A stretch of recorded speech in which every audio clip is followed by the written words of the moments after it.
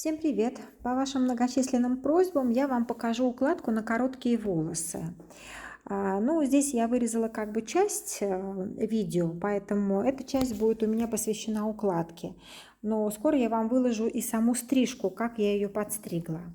Так как пока я стригла, волосы немного подсохли, поэтому мы с вами смачиваем обязательно, потому что укладка делается на влажные волосы. Естественно, не нужно либо хорошо потом, если вы не стрижете, хорошо отжать полотенцем после этого, либо вы, если подстригли волосы, чуть подсох, то вы, конечно, укладочными средствами хорошо их сдабриваете.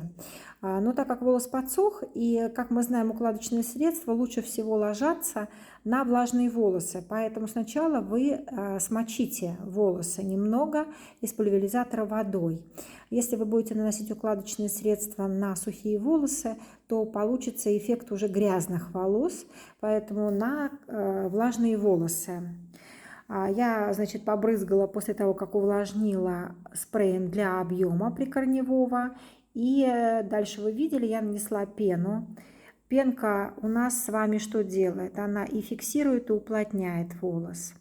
Дальше вы видели схему, как я начала работать. И схема будет дальше еще одна, но суть в том, вы делите на проборы зону, которой вы будете работать. Не делите большими зонами, идите небольшими, чтобы вам удобно было просушивать. И самое главное, у вас идет движение расчески. Вот эта траектория, которую вы не должны нарушать. Вы должны всегда, когда вы сушите, вот она траектория движения, вы всегда двигаетесь по дуге. Можете как бы вернуться, еще раз посмотреть. То есть вы от пробора по дуге двигаетесь выше пробора, поднимаете расческу, обратите внимание, выше пробора, и по дуге двигаетесь, сушите. Постарайтесь не задерживаться на одном месте, потому что наши вот эти скелетные расчески, они могут сделать залом. Этот залом потом вам тяжело уже будет разгладить. Вот посмотрите еще раз. Я отделила пробором прядь, с которой буду я работать.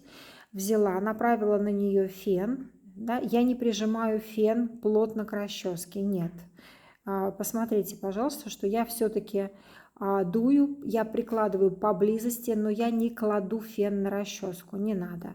Просто поближе, для того, чтобы был воздух потеплее, воздух было направление воздуха именно на вашу расческу и не раздувало соседние пряди. Вот посмотрите, хорошо видно. Пробор я разделила, взяла прядь, выше пробора ее подняла и по дуге протянула. Вот обратите внимание. Выше пробора подняла прядь, по дуге протянула, подняла, протянула, подняла, протянула. Пожалуйста, не задерживайтесь на одном месте. Вот я вам показываю еще раз. Это движение по дуге всегда во всей укладке. Также мы с вами будем работать с брашингом, но брашинг будет немножко по-другому. Сейчас мы дойдем до брашинга, я вам расскажу. Обязательно делайте вот эти движения. Выше пробора, не задерживайтесь. Видите, я нигде не останавливаюсь. Значит, еще бывает так, что макушка у нас разваливается. И вот вы обратите внимание, я иногда подхожу и меняю направление расчески. Вот, обратите, вот она, видите движение расчески? Я приподнимаю волос и дую под корень, но волос я поднимаю в нужном мне направлении. То есть я поднимаю его против роста. Это вы увидите, то есть вам надо поднять против движения волоса. То есть волос у вас раскладывается в одну сторону, вы должны будете поднять обязательно в другую. То есть направить в противоположную сторону корень, для того, чтобы создать объем. На топ-зоне, как вы видите, я также работаю по дуге. То есть к себе, от себя вытягиваем. И работаю по дуге, не по прямой. Сразу же создаете как бы объем вот таким образом и чуть-чуть накручиваете, даете движение. Некоторые любят носить на пробор. Вы уточняете у вашего клиента, какой пробор у него, левый, правый, прямой, либо вообще без пробора. И тогда вы, естественно, укладываете в нужном вам направлении. Как видите, я перешла уже на левую сторону и работаю уже левой рукой. Это для того, чтобы мы с вами не стояли долго перед клиентом. Не всем клиентам нравится, когда мы стоим перед ними. Поэтому постарайтесь научиться работать обеими руками. Также не заламывайте, и идет также движение по дуге. Перехватывайте свободно, опять продолжаете. И сейчас когда мы с вами на топ-зону к лицу уже перейдем, у меня клиентка носит волосы, направленные немного направо.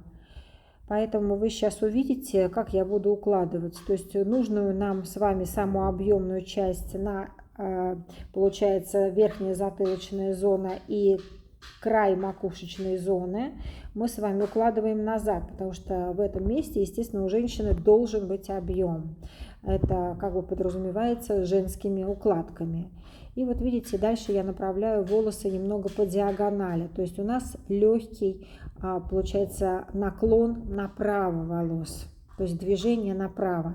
Четкого пробора я здесь ей создавать не буду. Но знаю точно, что она носит у нас направо, поэтому я их укладываю направо.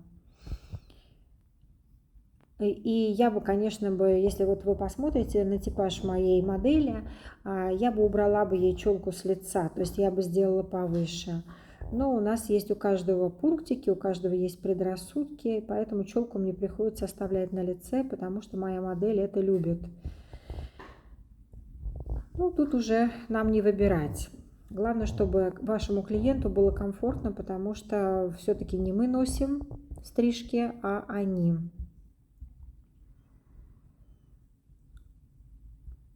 Дорабатываем всю стрижку, все просушиваете очень хорошо, потому что это короткие волосы.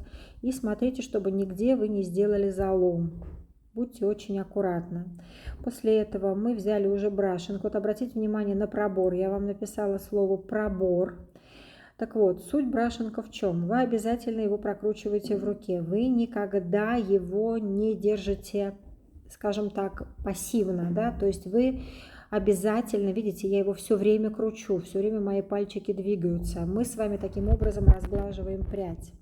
Для чего я вам показала пробор? То есть вот это у нас с вами линия, выше которой вы всегда поднимаете брашинг, когда прокручиваете. Просто всегда. Если вы опустите, либо сделаете на уровне пробора брашинг и будете прокручивать, у вас не будет стойкого объема. Пожалуйста, вот это правило обязательно учитывайте. Мы с вами всегда в укладках работаем выше пробора, который мы с вами отделили. Что касается для рыбьей кости, то есть для скелетной расчески, также это касается и брашинга. Вот обратите внимание, я даже у лица я отвожу брашинг назад и прокручиваю для того, чтобы создать небольшой объем.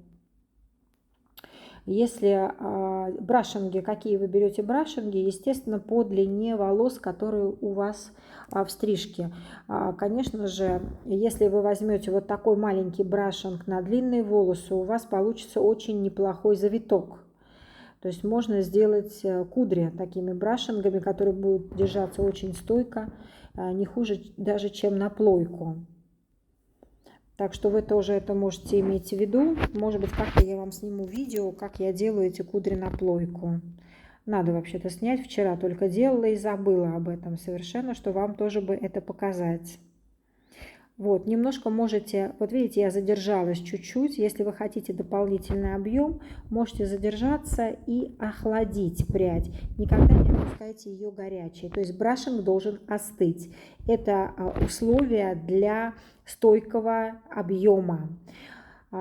После этого я, конечно же, девушку достригла, поэтому немного феном сдула волосы с нее, потому что второй раз укладку делать как-то не хочется. И дальше, так как вы разбили укладку, немножко раскладываете, так как вы хотели бы, чтобы это выглядело, и дальше уже фиксируете лаком. Либо не фиксируете лаком, потому что некоторые клиенты просто не любят вот эти финишные средства. Укладку любят, средства финишные нет, потому что лак, как вы понимаете, делает волос неподвижный, более жесткий. Не все клиенты это любят. Поэтому перед тем, как наносить укладочные средства, обязательно спросите у людей, чем он пользуется, чем она пользуется. Потому что некоторым достаточно всего лишь спрей. Приходите ко мне на обучение под стрижкам, приходите моделями. Жду вас. Всем привет, подписывайтесь.